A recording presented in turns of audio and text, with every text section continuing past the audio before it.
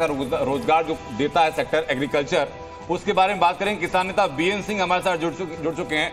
BN Singh साहब, budget आ चुका है, वित्त मंत्री पटल पर रख चुकी हैं, घोषणाएं कुछ ऊपरी तौर पर बता चुकी हैं। किसान खुश है क्या? देखिए, कृषि प्रधान देश है। इस देश में किसान प्रायोरिटी पे बिल्कुल नहीं आता है। आज का बजट जो दिखा रहा है, माना कुछ भी इसमें किसानों के लिए नहीं है। इसमें नाराजगी दिखाई थी किसानों ने इस बारी मोदी सरकार के खिलाफ। उम्मीद थी कि एमएसपी के अंदर कुछ ना कुछ मिलेगा, गारंटी मिलेगी। इस समय किरण रिजिजू जी कुछ कह रहे हैं, सुन लेते हैं। का काम अभी बिहार से लेकर के झारखंड, आंध्र प्रदेश और वेस्ट बंगाल, नॉर्थ ईस्ट का होने वाला है। और विशेष रूप से जो स्किलिंग के लिए और एम्प्लॉयमेंट जनरेशन के लिए जो अनाउंसमेंट हुआ है वो ऐतिहासिक है। और जितने कार्यक्रम चलाने वाले हैं और युवाओं के लिए रोजगार इससे उत्पन्न होने वाला है, ये देश का आत्मनिर्भरता के लिए बहुत बड़ा योगदान होने वाले हैं।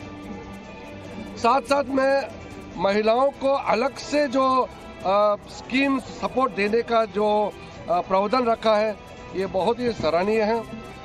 और नॉर्थ ईस्ट में बैंकिंग को लेकर के, नॉर्थ ईस्ट में बैंकिंग का, खास करके पहाड़ों में, दूर दराज इलाकों में बैंकिंग सर्विसेज का थोड़ा सा कमी जो थे, वो भी इस बजट में वित्त मंत्री जी ने जो अनाउंसमेंट किया है, उससे नॉर्थ ईस्ट का फाइनेंशियल इंक्लूजन में बहुत जोरदार से मेन स्ट्रीमिंग होने वाले हैं। इसके अलावा 3 करोड़ आवास योजना गरीबों के लिए शहरों में और ग्रामीण इलाकों में घर बनाने वाला है, वो भी ऐतिहासिक है।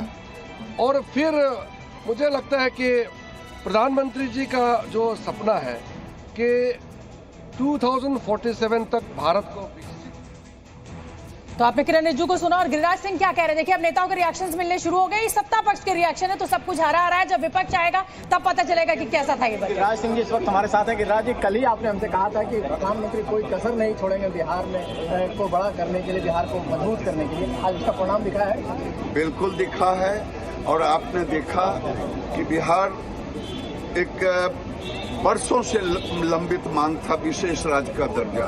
विशेष राज्य का दर्जा की व्यवस्था अब नहीं है, लेकिन मैं पहले भी कहा था कि प्रधानमंत्री ने कहा था कि पूर्वांचल के विकास के बगैर देश का विकास नहीं। पूर्वांचल पिछड़ा रहा है, चाहे उड़ीसा हो, बिहार हो, असम हो, झारखंड हो।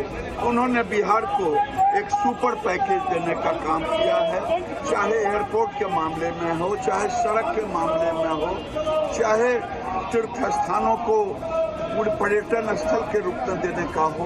बिहार को दिया। वैसे तो पूरे देश में क्या वहाँ के किसान के लिए कुछ बड़े फैसले हैं? किसान की फसल की पैदावार, उसकी कीमत के लिए क्या कोई इंतजाम है? कहने को तो याद होगा आप सबको कि पिछली बार कहा था कि मंडी और एग्रीकल्चर इंफ्रास्ट्रक्चर के लिए स्ट्रेंथन करने के लिए लाखों करोड़ रुपए हैं। अगर वो इंफ्रास्ट्रक्चर स्ट्रेंथन हुआ था तो इसका मतलब किसान की आय दोगुनी होनी चाहिए या किसान की आय बढ़नी चाहिए थी, वो तो नहीं बढ़ी। तो किसान के साथ संकट पैदा किया इन्होंने। बेरोजगारी इन्होंने बढ़ाई है। 10 साल में जो इतनी बेरोजगारी बढ़ गई, उसको कैसे कम करें? और वो भी आधी अधूरी नौकरी से।